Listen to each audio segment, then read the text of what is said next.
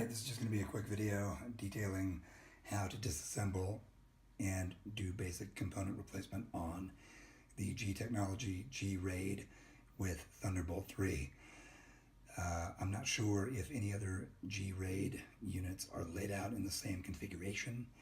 This is only for the Thunderbolt 3 unit. Tools required: needle nose pliers, plastic spudger, driver with 2.5mm Phillips head, some kind of mat to put the unit on, preferably non-static. This is just a gun mat. Next, you'll want to flip the unit over, and there are 3 screws holding the unit to the housing. One here,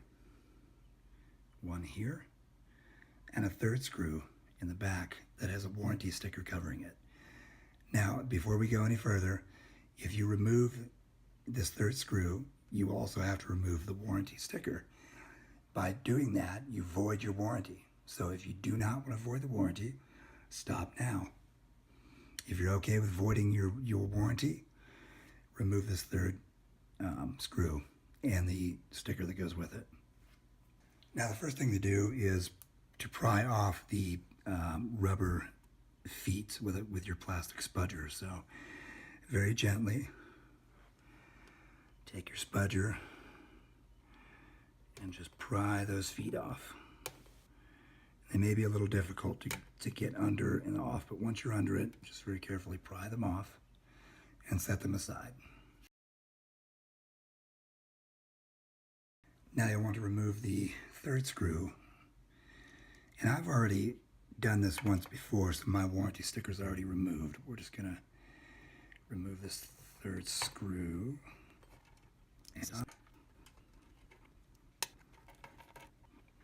Now, the unit should simply slide away from the housing.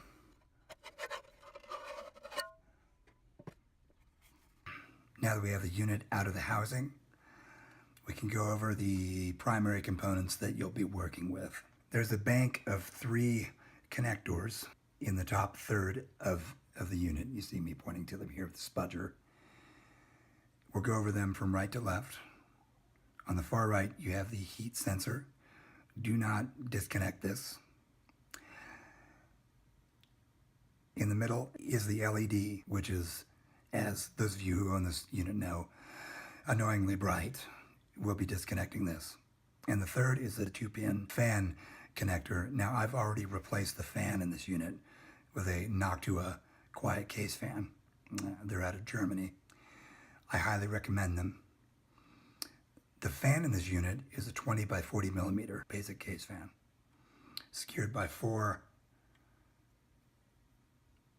bolts and nuts, as you can see here. Now, the Noctua fan uses a 3-pin connector, but you only connect 2 of them, obviously. There's no fan control. There's no hardware fan control in this unit. Now, we're going to disconnect the LED. So to do so, just take your needle nose pliers. I'd recommend disconnecting the fan connector first prior to doing this. Just going to do that real quick. Gently pull with your needle nose pliers. Do the same thing to the LED connector. Pull outward, and it will just disconnect like so. And then you're ready to reconnect your fan connector. Now, like I said, this is a 3-pin connector, so we're only going to connect 2 of the pins. Now, the front LED is disconnected. This is the most annoying feature on this unit, in my opinion. And that's it. To reassemble the unit, simply replace it into the housing and reattach the screws. And don't forget the feet. See you next time.